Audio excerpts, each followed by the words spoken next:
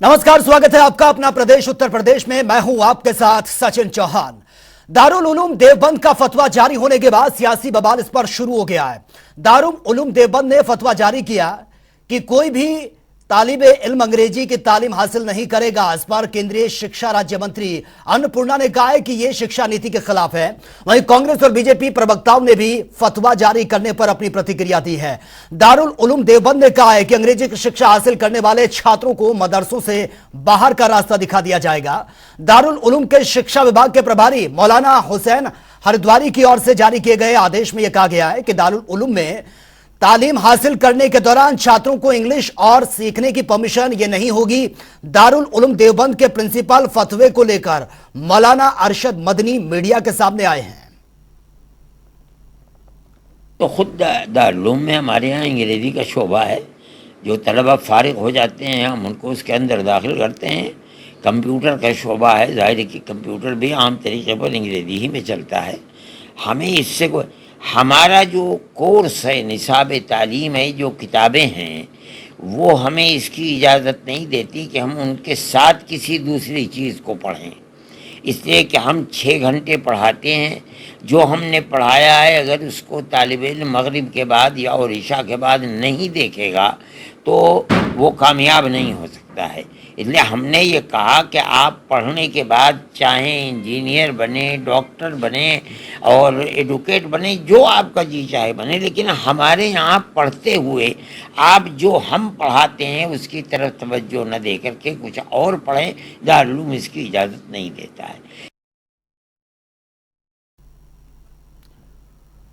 है कि जो भी छात्र मदरसे में पढ़ने वाले वो अंग्रेजी या कोई अन्य शिक्षा लेंगे तो उनको मदरसे से बर्खास्त किया जाएगा। मैं दारुल उलूम के इस फैसले पर उनको पुनर्विचार करना चाहिए, उनको फिर से इस पर सोचना चाहिए, क्योंकि दीनी और दुनियावी तालीम साथ साथ चलती रहे। बच्चे केवल हाफिज के साथ डॉक्टर इंजीनियर भी बने, बच्चे सामाजिक काम साथ में कर सके, केवल हाफिज बनकर ना रह सके। ताकि विषय में किसी को भी वंचित नहीं किया जा सकता। दारुल उलूम ने इस तरीके का क्यों वो किया है, इसको लेकर जो शिक्षा को लेकर गाइडलाइन है उसके हिसाब से होना चाहिए। हम धार्मिक शिक्षा के साथ साथ उसका सामाजिक विकास हो, बच्चे इस देश का भविष्य है, इसलिए उनको हर तरीके की शिक्षा मिलनी चाहिए। उस पर रोक क्यों है, उसके पीछे क्या कारण है, इन विषयों पे मुझे जानकारी नहीं है। ये सारी चीजें सामने आए तो उस पर कुछ स्पष्ट कहा जा सकता। तो देखिए, यह बयान जो सामने आया है कि दारुल उलूम देवबंद का छात्रों को निर्देश दे दिए गए हैं कि देखिए पहले उनको मौलवी बनना होगा, उसके बाद वो डॉक्टर इंजीनियर जो बनना चाहे वो बन सकते हैं। लेकिन इसके बाद से अब इस पर सवाल भी उठ रहे हैं कि आखिर ये कैसा फरमान है। आज के वक्त में कंप्यूटर और इंग्लिश का जो इतना ज्यादा इंपॉर्टेंस बढ़ा है, उसके बाद इस तरह का बयान सामने आना, छात्रों पर ये चीजें थोपना कि अगर वो मौलवी नहीं बनते तो उनको बाहर का रास्ता दिखा दिया जाएगा, इंग्लिश सीखने की भी उनको परमिशन नहीं है। और हमारे साथ मौलाना साबुद्दीन बने हुए हैं, ऑल इंडिया मुस्लिम जमात समुदाय के अध्यक्ष हैं। मौलाना साबुद्दीन जी, जो फरमान ये सामने आया है कि पहले मौलवी बने उसके बाद डॉक्टर इंजीनियर जो बनना है वो बने, किस तरह से आप इसको देखते हैं? देखिए, दारुल उलूम देवबंद के जिम्मेदारान ने जो ऐलान किया है या फरमान जारी किया है, ये बड़ा अजीब व गरीब फरमान है और इससे मैं मुत्तफिक नहीं हूँ और मैं इसकी हिमायत नहीं करता हूँ और ऐसा उनको फरमान जारी नहीं करना चाहिए। मैं तो उनसे कहूँगा कि अपने फरमान को वापस लें, नजरसानी करें, पुनर्विचार करें, क्योंकि अरबी, फारसी, उर्दू के साथ साथ में आज के वक्त में तरक्की का जमाना है, जरूरतें हैं और इस जिंदगी की कश्मकश में, दुनिया की कश्मकश में आगे बढ़ना है। उसके लिए जरूरी है हिंदी, अंग्रेजी और दूसरी जो जुबानें उसको सीखें, उसको पढ़ें और समझें। अगर अंग्रेजी जुबान को अगर नहीं पढ़ेंगे, हिंदी को नहीं पढ़ेंगे तो तरक्की के बहुत सारे रास्ते मजबूत हो जाएंगे, बंद हो जाएंगे। तो तरक्की का एक बड़ा वीना है ये जुबानें, और हर जुबान को सीखना चाहिए, पढ़ना चाहिए। ठीक है। पैगंबर इस्लाम हुजूर पैगंबर इस्लाम हुजूर सल्लल्लाहु ताला अलैहि वसल्लम ने फरमाया इल्म हासिल करो, इल्म हासिल करना फर्ज है मर्द और औरत पर। जी जी। तो यहाँ इल्म में तमाम जुबानें, तमाम भाषाएं। नहीं मौलाना शहाबुद्दीन जी, आप तो इस बात को समझ रहे हैं, आप कह रहे हैं कि बहुत कॉम्पिटिटिव जमाना है और ये बेसिक चीजें हैं, कंप्यूटर और इंग्लिश का हम जिक्र कर रहे हैं यहाँ पर, लेकिन ये बात आपको तो समझ में आ रही है, लेकिन जो अरशद मदनी है उनको ये बात समझ में क्यों नहीं आ रही है? वो क्यों ये जबरदस्ती थोपने की कोशिश कर रहे हैं छात्रों पर कि अगर मौलवी नहीं बने तो बाहर का रास्ता? मौलाना अरशद मदनी साहब को भी ये बात समझना चाहिए, और वो एक पूरे मुल्क के देवबंदी मकतब फिक्र के जिम्मेदार व्यक्ति हैं, शख्सियत है, तो उनको इन जरूरतों को ख्याल रखना चाहिए। इंटरनेशनल भाषा जो है वो अंग्रेजी और अरबी है। अगर बच्चा अंग्रेजी में महारत नहीं रखता है, अरबी महारत नहीं रखता है, तो बाहर की दुनिया में या खुद हमारे इंडिया में जो साउथ इंडिया है, साउथ इंडिया में जाके उसको कामयाबी नहीं मिल सकती। और नॉर्थ इंडिया में हिंदी का बच्चा से अगर हिंदी वो नहीं सीखेगा तो यहाँ पर रेलवे में रजिस्ट्रेशन के फॉर्म भरना, बैंक अकाउंट खुलवाना और भी बहुत सारे ऐसे मराहिल हैं जिससे वो बिल्कुल लाचार नजर आएगा। तो वो समझेगा कि मैंने कुछ नहीं पढ़ा, पढ़ने के बाद 10 साल पढ़ने के बाद मदरसे से बाहर निकल के आएगा तो फिर वो समझेगा कि मैंने कुछ नहीं पढ़ा। बिल्कुल। मौलाना शहाबुद्दीन जी, मैं एक और चीज समझना चाहूंगा, जिस तरह से अरशद मदनी का जो बयान सामने आया वो वाकई हैरान करने वाला है, जिसका ना सर ना पैर, इस तरीके का बयान उन्होंने दिया है। लेकिन उस बयान से ऐसा लग रहा है कि कोई अगर अंग्रेजी सीख जाता है या कंप्यूटर सीख जाता है तो वो मुस्लिम नहीं होगा, वो अपना धर्म खो देगा, ये तो ऐसा लग रहा है। अरे नहीं, ऐसा ये इस तरीके से सोचना या इस तरीके से कहना मैं समझता हूँ निहायती बेवकूफी की है, ना समझी की है। वो दानिशमंद आदमी नहीं है, वो दुनिया के हालात और नजाकतों को, जरूरतों को वो नहीं समझता है। नहीं मौलाना शहाबुद्दीन, अरशद मदनी ने तो अपना टाइम कंप्लीट कर दिया, तमाम और भी ऐसे मौलाना होंगे जो उनके यहाँ पर हाँ मिला रहे होंगे, लेकिन अब आपका क्या कदम होगा? क्योंकि वो छात्रों के साथ तो ये अन्याय कर रहे हैं पूरी तौर पर, क्योंकि वो अगर अंग्रेजी और कंप्यूटर से उनको अछूता रखेंगे तो उनके लिए बहुत मुश्किल हो जाएगा आज के वक्त में सरवाइव करना। अब किस तरह से कदम आपके तरफ से उठाए जाएंगे कि ताकि इस बयान को वो वापस लें या फिर इसमें सुधार करें? मैं तो उनसे यही कहूंगा कि वो अपने बयान को वापस ले, नजरसानी करें और या फिर सुधार करें। मगर तरक्की के जो रास्ते हैं आज के दौर में वो हिंदी अंग्रेजी के बगैर जो है वो तरक्की के रास्ते मौजूद है। तरक्की बच्चा नहीं कर सकता और अगर वो नहीं पढ़ेगा तो मैं समझता हूँ उसका मुस्तकबिल, उसका भविष्य जो है वो रोशन नहीं हो सकता। और जब वो खुद तरक्की नहीं कर सकता, आगे नहीं बढ़ सकता है, तो फिर वो अपने परिवार का, अपने खानदान को कैसे आगे बढ़ा सकता है? ये बहुत बड़ा एक सवाल है। तो मैं जो है वो जहाँ तक मैं समझता हूँ कि मौलाना दारुल देवबंद का जो बयान है, जो फरमान है तलबा के लिए कहा है, वो निहायत ही गैर दानिशमंदाना है। उनको अपना बयान, अपना फरमान जो है वापस लेना चाहिए और अपने फैसले पर नजरसानी करना चाहिए।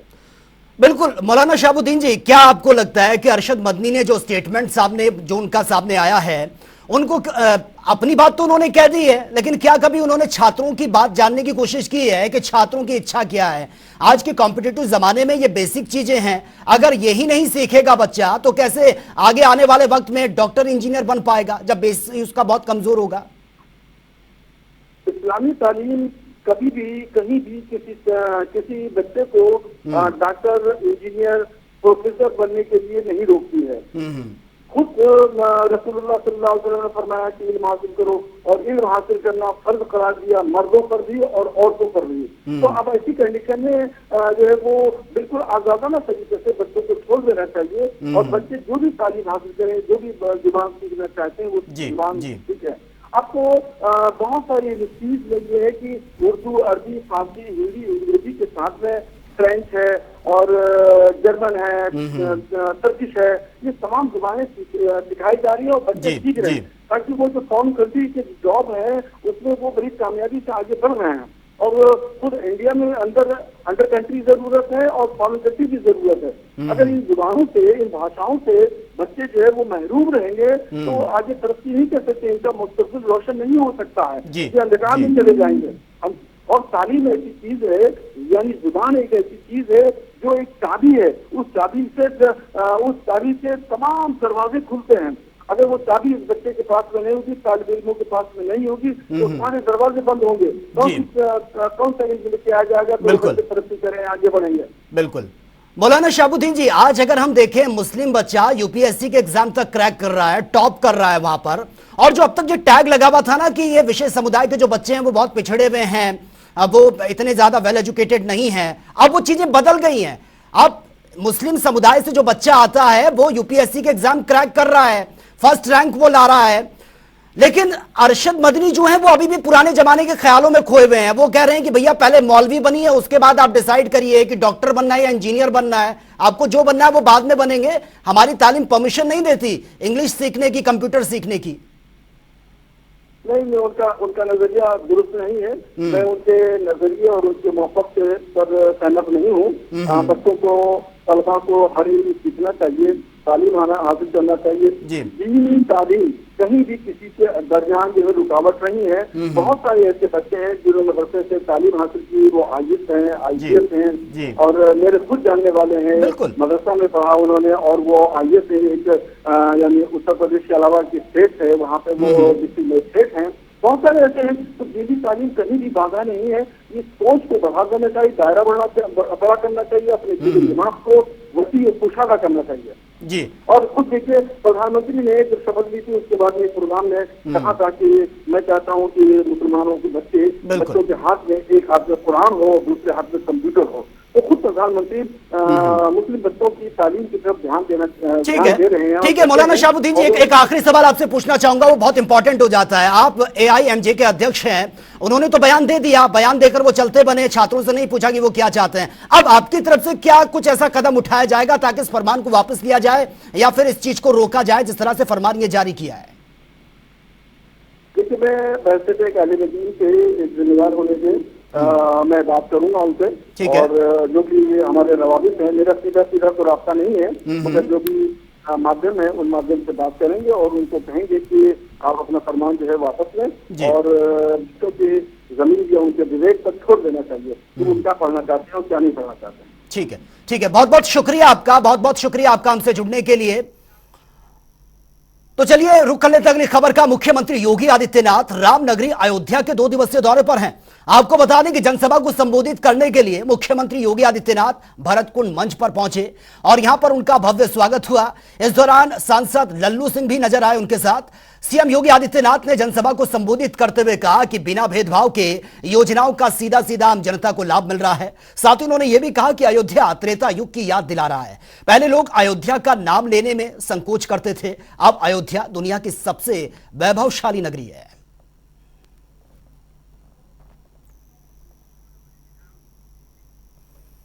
और वहीं कानपुर देहात में राज्य मंत्री प्रतिभा शुक्ला ने बीजेपी सरकार के 9 साल पूरे होने पर प्रेस वार्ता की है। प्रतिभा शुक्ला ने मीडिया को संबोधित करते हुए कहा कि बीजेपी सरकार की योजनाएं उन्होंने गिनाई है। उन्होंने कहा कि बीजेपी सरकार ने धरातल पर सभी योजनाओं के साथ विकास का काम किया। बीजेपी सरकार डिजिटल क्रांति लेकर आई है। आज हमारे प्रधानमंत्री ने 9 वर्ष पूरे किए हैं, उसके लिए प्रेस वार्ता रखी गई थी, जो विकास कार्य गरीबों तक, जन जन तक गए हैं। तो उसके लिए हम लोगों को बताना था कि हम लोग किस तरह से भारतीय जनता पार्टी काम कर रही है। सबका साथ, सबका विकास, सबका प्रयास लेकर हम लोग इस विचारधारा के साथ काम कर रहे हैं। इसमें कोई जातिगत भेदभाव नहीं है, सभी के लिए काम हो रहा है। इसमें जो 9 कार्य उनके थे, तो उसमें हमारा राम मंदिर है जो बनाया गया। पहले कहा जाता था कि राम मंदिर कब बनाएंगे, अब हमारा वो बनकर तैयार हो रहा है। ये बड़ी उपलब्धि है। और वहीं सहारनपुर में मोदी सरकार के 9 साल और योगी सरकार के 6 साल पूरे होने पर प्रेस कॉन्फ्रेंस का आयोजन किया गया, जिसमें नगर विधायक राजीव गुंबर ने प्रेस कॉन्फ्रेंस की है। राजीव गुंबर ने सरकार की उपलब्धियां गिनवाते हुए कहा कि बीजेपी ने अयोध्या में राम मंदिर का निर्माण कराकर कश्मीर से धारा 370 हटाकर अपनी प्रतिबद्धताओं का पालन करके दिखा दिया है। उन्होंने यह भी कहा कि भारतीय जनता पार्टी जो कहती है वो करके भी दिखाती है। प्रथम मैं आप समस्त पत्रकार मित्रों का, छायाकार बंधुओं का स्वागत करता हूं। आज उत्तर प्रदेश में भारतीय जनता पार्टी की सरकार को 6 वर्ष पूर्ण हो चुके हैं और देश के अंदर भारतीय जनता पार्टी की मोदी जी की सरकार को 9 वर्ष पूर्ण हो चुके हैं। उन 9 वर्ष और 6 वर्ष की उपलब्धियों के साथ साथ 1 वर्ष मुझे भी विधायक बने हुए, इसी के संदर्भ में आज ये प्रेस वार्ता बुलाई गई है। मैं सर्वप्रथम जो भारतीय जनता पार्टी का एजेंडा था कि भारतीय जनता पार्टी भव्य राम मंदिर बनाएगी, भारतीय जनता पार्टी धारा 370 हटाएगी, आज धन्यवाद करता हूँ आदरणीय मोदी जी का और भारतीय जनता पार्टी के शीर्ष नेतृत्व का जो दोनों एजेंडों पर काम होकर आज भव्य श्री राम मंदिर का निर्माण भी चल रहा है और कश्मीर से धारा 370 को हटाने का काम भी हमारी सरकार ने किया है। और वहीं इटावा से बीजेपी सांसद रामशंकर कठेरिया रामनगर फाटक पहुंचे हैं, जहां पर उन्होंने रामनगर फाटक ओवरब्रिज का भूमि पूजन कर शिलान्यास किया है। मौके पर पार्टी के पदाधिकारी समेत रेलवे के अधिकारी भी मौजूद थे। लोगों को संबोधित करते हुए सांसद रामशंकर ने कहा कि शहर के लोग पिछले काफी समय से ओवरब्रिज की मांग कर रहे थे और लोगों को लाइन पार करने में काफी मुश्किलों का सामना भी करना पड़ता है। इटावा जनता की, इटावा जनपद की और इटावा जनपद में आने वाले बाहर के लोगों की बहुत बड़ी मांग थी कि रामनगर फाटक पर फ्लाईओवर बने, क्योंकि यहाँ पर घंटों लोग जाम में फंसे रहते थे। हमारे बच्चे, छात्र छात्राएं घंटों फंसे रहते थे और हमारे विशेष रूप से सपा परिवार के नेता फंसे रहते थे, बहुएं फंसी रहती थी। आज इस फ्लाईओवर पर उत्तर प्रदेश सरकार ने, केंद्र सरकार ने स्वीकृति दे दी है, रुपया दे दिया है, सब विभागों को मुआवजा मिल गया है। आज से तेजी से ये काम शुरू हो जाएगा और 6 महीने के अंदर ये फ्लाईओवर बन करके जनता को समर्पित कर दिया जाएगा। और वहीं योगा सप्ताह समारोह आज से शुरू हो गया है और साथ ही आपको बता दें कि मुस्लिम शिक्षा की सबसे बड़ी संस्था दारुल उलूम देवबंद के सदर मुदरिस मौलाना अरशद मदनी ने छात्रों के नाम निर्देश जारी किया, जिसको लेकर हमारे संवाददाता अनूप कुमार सिंह ने कैबिनेट मंत्री जयवीर सिंह से भी बातचीत की है, वो देख लेते हैं। हमारे साथ कैबिनेट मंत्री जयवीर सिंह हैं। सर, आज अंतर्राष्ट्रीय योग दिवस के पहले योगा सप्ताह की शुरुआत हो चुकी, क्या कुछ दिशा निर्देश हैं और कैसे लोगों को जोड़ा जाएगा इसके अंदर? देखिए, इस बार का प्रयास है 21 जून को अंतर्राष्ट्रीय योग दिवस है। पहले तो आदरणीय मोदी जी को और भारत को बधाई कि भारत की पहल पर भारत की पुरानी जो परंपरा थी, जो आयुर्वेद तो भारत की मूल धरोहर है, उसको अंतर्राष्ट्रीय स्तर पर ग्लोबल रूप से मान्यता मिली और योग दिवस को अंतर्राष्ट्रीय योग दिवस के रूप में मनाने का काम अब से 9 साल पहले भारत सरकार की पहल पर शुरू हुआ। आदरणीय मोदी को बधाई, देश को बधाई, क्योंकि जो योग करेगा वही निरोग रहेगा, योगी ही निरोगी होगा। आज 21 जून से पहले आज 15 तारीख को योग सप्ताह की शुरुआत हुई है। हर जिले में आज योग सप्ताह की शुरुआत का कार्यक्रम हो रहा है और इस बार का प्रयास है और स्लोगन भी है कि हर आंगन योग की धारा पे हम लोग आगे बढ़ रहे हैं और प्रयास होगा कि हमारे समाज का एक एक व्यक्ति, हर वर्ग धर्म और जाति के व्यक्ति, हर पीढ़ी का, बुजुर्ग, नौजवान, बच्चे सब इससे जुड़ पाएँ ताकि हमारा समाज का एक एक व्यक्ति निरोगी रह सके, स्वस्थ रह सके और स्वस्थ मन और स्वस्थ तन के साथ हमारे देश, प्रदेश, समाज और अपने परिवार की बेहतरी के लिए उसको स्वस्थ रहते हुए आगे बढ़ाने का काम कर सके। एक सवाल अलग से है, कॉमन सिविल कोड को लेकर फिर से एक बार राजनीति गर्मा गई है। मैं समझता हूँ कि केवल राजनीति चुनावी दृष्टि से गर्माई, अन्यथा सारे लोग दिल से, मन से स्वीकार करना चाहिए कि ये बहुत महत्वपूर्ण है। एक तरफ तो वो लोग जो आज इसकी निंदा करने का काम कर रहे हैं, वही लोग तो आरोप लगाते हैं कि वर्ग विशेष के साथ अन्याय हो रहा है, पक्षपात हो रहा है, विकास में असमानता हो रही है, इस तरह की बातें करते हैं। एक तरफ जब समान रूप से हम लोग इसको लागू करने की बात कर रहे हैं तो वही विरोध कर रहे हैं, तो कंट्राडिक्टरी बातें तो मैं समझता हूँ चलने वाली नहीं है। लोग सब समझ रहे हैं, पूरे देश की भावना है, इसको बहुत पहले लागू हो जाना चाहिए। हम बधाई देंगे भारत सरकार को, प्रदेश सरकारों को, जिनके प्रयास से हम अब लागू करने जा रहे हैं। कुछ मुस्लिम संगठन भी विरोध कर रहे हैं, वही तो आरोप लगाते थे, जिनकी बात कर रहा हूँ वही आरोप लगाते थे कि समानता नहीं है, असमानता है, पक्षपात है। अब हम जब समानता की बात कर रहे हैं तब हम लोगों पर उसके विरोध की बात कर रहे हैं। ये कंट्राडिक्टरी बयान उन्हीं के आ रहे हैं। सहारनपुर में दारुल उलूमा ने एक फरमान जारी किया है कि अगर मदरसे में बच्चे इंग्लिश पढ़ेंगे तो उनको बाहर निकाल दिया जाए, क्योंकि मदरसे में तालीम पढ़ाई जाती है। तो मदरसों को क्या बनाना चाहते हैं? मुस्लिम समाज को किस ओर ले जाना चाहते हैं? आखिर धर्मगुरु मुस्लिम समाज को नहीं चाहते कि ग्लोबल रूप से उनके मुस्लिम बच्चे IAS अफसर बने, ISF अफसर बने, देश के बड़े ग्लोबल लीडर बने, बड़े ग्लोबल उद्योगपति बने, व्यापारी बने। और अगर ये सब बनना है तो इसके लिए जरूरी है कि अंतर्राष्ट्रीय कनेक्टिविटी की भाषा अंग्रेजी को जानना चाहिए। सर, एक आखिरी सवाल है, सरकार उन मदरसों की जाँच करवा रही है जहाँ से फंडिंग जहाँ से गलत आ रही, फंडिंग की जांच चल रही है, मदरसों की जांच चल रही है अवैध रूप से, उसके बीच में इस तरीके से अगर कोई बवाल आ जाता है कि शिक्षा पर एक सवाल उठा दिया जाए तो उसको किस तरीके से देखते हैं? देखिए, बहुत सारे इस तरह की शिकायतें भी आई थी, जांच में सही तथ्य पाए गए थे, विवेचना में सही पाए गए थे कि देश विरोधी, राष्ट्र विरोधी ताकतें इन मदरसों के रहने वाले धर्मगुरुओं का, बच्चों का गलत तरीके से इस्तेमाल देश हित के खिलाफ कर रहे हैं, आतंकवादियों के लिए कर रहे हैं, देशद्रोह के लिए कर रहे हैं, या तमाम राष्ट्र विरोधी गतिविधियों के लिए कर रहे हैं। ऐसे लोगों के तमाम लोगों पर मुकदमे भी दर्ज हुए हैं, कार्रवाइयाँ भी हुई हैं, और जहाँ जहाँ इस तरह के इनपुट आएंगे निश्चित रूप से राष्ट्र क्षेत्र में इस तरह की कार्रवाई की जाती रहेगी। शुक्रिया। तो ये कैबिनेट मंत्री जयवीर सिंह थे, जिनका साफ तौर से कहना था कि अगर कुछ मदरसे को लेकर कोई भी धर्मगुरु या इस तरीके से प्रतिक्रिया करता है तो उस पर कार्रवाई भी हो रही है और आगे भी की जाएगी। कैमरा पर्सन रियाज के साथ जनता टीवी, लखनऊ।